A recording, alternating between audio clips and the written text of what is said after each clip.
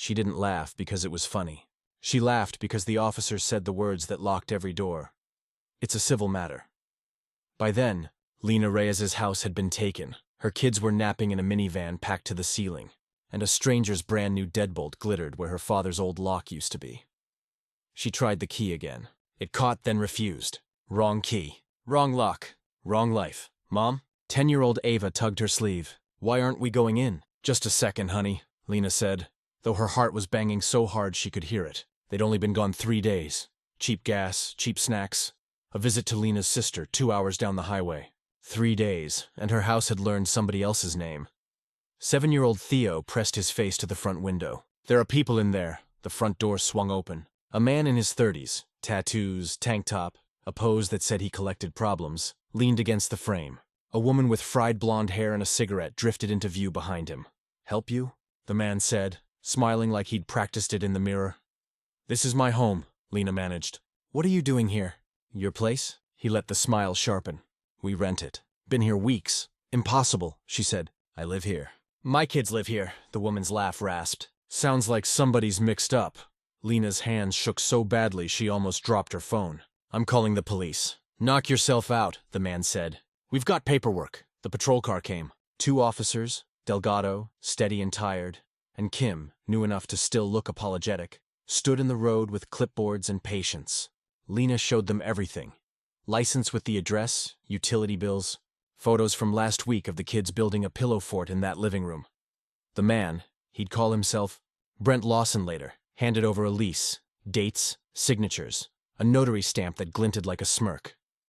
Officer Delgado's face fell. Ma'am, I believe you, he said softly. But if they show a lease, even a bad one, we can't resolve it here. It has to go through the courts. You're telling me I have to evict people from my own house? Officer Kim swallowed. The law's written to stop illegal evictions. If we guess wrong out here, real tenants get hurt. How long? Delgado's pause said it before his words did. Weeks, maybe months. Brent called from the porch, sweet as venom. You're trespassing on our rental now. Might want to move along. Lena and the kids rounded the side yard. The breath left her. Black bags split open like wounds. Her grandmother's quilt mashed into the mud. Ava's art projects torn and bleeding color. Theo's Lego boxes mangled. Her father's service photos bent, faces smeared with dirt. Neighbors peered through blinds. Mrs. Chu from next door came out, one hand covering her mouth. What happened? Squatters, Officer Delgado said. They've got papers. Can't you? Not without a court order, he said, the words like gravel. At sunset, Lena shut the minivan's hatch. Everything they owned thudded behind the seats. Theo climbed in and made a pillow from his jacket. Ava hugged a limp stuffed rabbit and turned her face to the window so no one would see. Where are we going, Mom? Theo whispered. We're going to figure it out, Lena said, pretending her voice didn't shake. She parked 3 blocks away under a broken streetlight and filmed a video in the dark, her face lit blue by her phone. My name is Lena Reyes, she said, breath hitching. Today someone took my house. The police say it's a civil matter. If anyone knows a lawyer, or anything, I don't know what to do. She posted to a small community group. She expected silence. Instead, her phone lit up like a bonfire. Shares, comments, a reporter's producer, a legal aid attorney named Maya Chen asking her to come in at 9 with any documents, a stranger offering a spare room, another offering a storage unit. Someone launched a fundraiser without asking. A few $100s flickered to life. Then one comment from a profile photo in sunglasses beside a motorcycle. Where is this? What's the address? The name tickled something old in Lena's mind. Banners and leather vests from a childhood memory. But exhaustion blurred it. She put the phone down and finally slept. 100 miles away, in a warehouse that smelled like petrol and sun-baked rubber, Cole Maddox watched her video 3 times. President of the Steel Falcons Motorcycle Club, broad-shouldered and blunt. He recognized the house the second someone dropped the address in the group chat. He pulled a battered photo album from a dusty shelf. There it was, December 2008. A dozen bikers thawing out in a stranger's garage after a freak winter squall, faces raw with cold, hands wrapped around steaming mugs. In the background stood a man in uniform, smiling like a lighthouse. Captain Miguel Reyes, Lena's father, had waved them off the freeway that night, opened his garage, fed them, kept 3 of them from losing fingers to frostbite. When Cole had tried to pay him, the captain had clapped his shoulder and said, "Don't pay me, pay it forward." Cole looked at the photo a long time. Then he messaged the club, church at 7, full turnout. We owe a debt. 42 replies hit like a drumline. I'm in, on my way. Say when. At dawn, the Steel Falcons crowded their meeting table, vests creaking, coffee steaming. Cole stood at the head with the photo album open. Some of you were there, he said. Most of you weren't. 17 winters ago, a storm almost killed us. A stranger pulled us into his garage and saved our skins. That stranger was Captain Miguel Reyes. This, he raised his phone and played Lena's video to the last tear-choked thank you, is his daughter. The room went quiet in a way that felt like a promise. We're not vigilantes, Cole said. We're not here to break the law. We're going to document, protect, and pressure, loudly and publicly. Ghost. He nodded at the club's vice president, a silver-haired former paralegal named Marisol. You run legal. Hammer, Rod the sergeant-at-arms. News and coordination. Juice, social. If they sneeze on the wrong side of a city ordinance, we'll have it in 4K. They rode at noon, a dozen to start, engines rib deep and steady. Lena pulled up to a scene that looked like a legend remembered her name. Cameras on tripods, riders cataloging damage, neighbors gathering at their fences, and the squatters on the porch suddenly very interested in their shoes. Lena Reyes? The big man asked, approaching with an outstretched hand and a softness at the edges of his eyes. Yes? Cole Maddox. Steel Falcons. Your father once handed me a bowl of soup when I thought I'd never feel my fingers again. He nodded toward the house. We came to keep a promise. What can you even do? Lena asked, fighting a laugh that sounded dangerously like a sob. The police! We won't cross a line, he said. We'll draw one. Marisol arrived with a tablet full of county records. Titles clean, taxes paid. The lease they flashed? The notary's stamp number belongs to a dentist's office 2 towns over. We're gathering everything for the DA. A news van wheeled to the curb. Channel 6. Lena swallowed. I can't. You don't have to do this alone, Cole said. The interview sprang like dry grass catching fire. By late afternoon, the story was streaming everywhere. With cameras rolling, the squatters picked the worst possible choices. Misty Cole, the woman with the cigarette, kicked over Ava's bicycle and gave the lens a smirk. Noise roared through Lena's windows until a citation arrived and was torn up on camera. Jared, the third squatter, leaned out and cursed at Theo until Rod walked up and simply stood there. A quiet wall of Lena's legal aid attorney. Maya showed up at dusk with paperwork and the promise of an emergency hearing. The DA's interested, she said. Fraud, maybe identity theft. Judge Whitaker has a spot Friday morning. Be ready. Brent used Lena's bedroom window like a stage and threw something heavy to the driveway. The urn shattered. Gray ash scattered like a storm cloud at ground level. Lena lunged. Cole caught her, held her while she shook and shouted. He wants you to break, he murmured.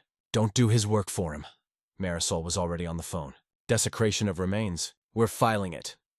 The Falcons formed a ring around Lena and the kids, while she gathered what she could on trembling palms. Cole sent a single text to every chapter in the state. The rumble began at first light. Not one wave, many. They came from Los Verdes and Harbor Point, from high desert and low coast. Flags snapped in the breeze, engines stacked into harmony. The street filled with polished chrome and patched leather. 100 bikes, then 2, then 3. Lena stood on the sidewalk with Ava and Theo tucked under each arm. How many? She whispered. 300 and change, Cole said, grinning like gravity had finally chosen her side. Inside, Brent's face went gray and the curtain slit. Misty started stuffing clothes into a trash bag. Jared hovered like a man listening for sirens that hadn't arrived yet. Cole climbed onto the bed of a pickup, raised one hand, and an impossible silence fell. My name is Cole Maddox, he said, voice even carrying. The man who owned this home once saved a house full of bikers with nothing but kindness and hot coffee. His daughter owns this place. The people inside forged a lease, threw her family's possessions in the yard, and last night desecrated her father's ashes. He let the anger in the crowd rise, then set his palm down to quiet it. We're not here for a fight. We're here so the law can see clearly. Marisol took the megaphone and ticked off violations like a metronome. Noise, dumping, property damage, threats. All recorded. All submitted. Officer Delgado arrived with backup, scanned 300 riders standing on public sidewalks with cameras and flags, and gave the smallest smile. Keep it peaceful, he said to Cole. We intend to. He leaned toward Lena. Emergency hearing at 10. Judge Whitaker. Go with your attorney. I'll keep eyes here. Lena left in a battered van flanked by a dozen motorcycles riding like bodyguards. The hearing was quick, precise, almost surgical. Maya laid down bills, tax receipts, school mailings, photographs. The judge held up the lease, asked 2 questions Brent's attorney couldn't answer, and frowned as if someone had tracked mud across her floor. "Issue an immediate order of possession to Ms. Reyes," Judge Whitaker said. "Eviction to be enforced by the sheriff today. Defendants to vacate by 2 p.m. Damages and fees reserved. And counsel. Bring me a real case next time." By midday, they were back on Juniper Lane. Cole handed Brent the stamped order. 2 o'clock, he said. "Don't make the deputies fetch you." Whatever puffed-up defiance Brent had left drained away in front of 300 witnesses and 3 news helicopters. Moving out in silence turned out to be the loudest thing he'd ever done. When Jared tried to pocket Lena's lamp, Marisol cleared her throat. He put it down without a word. At 1:47, the sedan wheezed to life. The car rolled away under a canyon of stairs. The moment it turned the corner, the street erupted. Horns, cheers, tears. Ava laughed for the first time in days. Theo bounced like the ground suddenly had springs. The locksmith who'd shown up just to watch and maybe help installed a new lock and refused payment. Lena slid the key home. It turned. The house was a wreck. Walls scuffed. Trash everywhere. Something in the bedroom she never wanted to think about again. Lena stood in the doorway, stomach flipping, and braced for months of work she couldn't afford. "We're not done," Cole said behind her. The steel falcons flowed inside like a well-rehearsed brigade.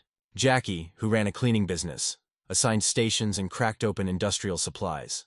Rod and 3 others replaced a broken pane like they were folding laundry. Someone's cousin delivered a dumpster. A hardware store owner arrived with paint.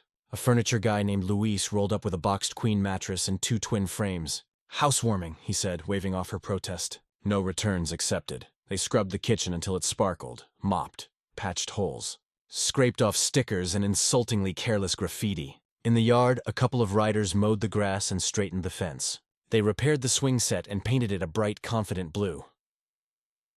By late afternoon, rooms began to look like memories again. Theo found his books stacked on his shelf, his Legos sorted by color like small, square rainbows. Ava emerged with Mr. Bunn, her rabbit, now clean and stitched, a little ribbon bow where a tear had been. "Miss Jackie fixed him," she whispered. Lena broke. The kind of weeping that empties you and fills you at once. In the garage workshop, Cole lifted something from beneath a couch cushion, the cracked frame of a photo. Her father, younger and proud in uniform. He wiped the glass gently and handed it to her. "We made this for him back then," he said, pulling a small leather patch from his vest pocket, the club's crest from 2008, with an embroidered strip that read, "Miguel Reyes, Honorary Falcon." "Never got to deliver it." He held a nail to the doorframe of the workshop. "May I?" Lena nodded. Cole tapped it home and smoothed the leather flat with his thumb. "This house is under our protection," he said simply. "If you need us, we ride."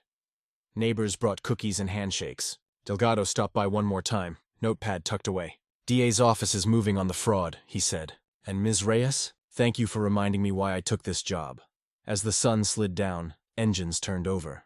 The Falcons lined up, a river made of steel and light. Cole swung onto his bike and lifted a fist. Lena raised hers back. The last thing she heard before they rolled out was Ava whispering, "They're heroes," and Theo adding awed, "They're really loud heroes." Silence fell like a blessing when the last bike disappeared. Lena stood in her driveway with her children, the house warm behind them. The workshop doorframe holding a leather promise that would outlast paint and plaster. Inside, a clean mattress waited. Clean sheets. Clean rooms. Tomorrow would be for insurance calls, receipts, the long ugly list of what was missing. Tomorrow might bring hearings and paperwork and an ache that flared when she glanced at the driveway. But tonight, her key turned. Her children laughed. And in the quiet, she could almost hear her father's voice again, steady, amused, certain. Good people are real. When you need them, they'll find you. Lena locked her own front door, turned off the porch light, and went home.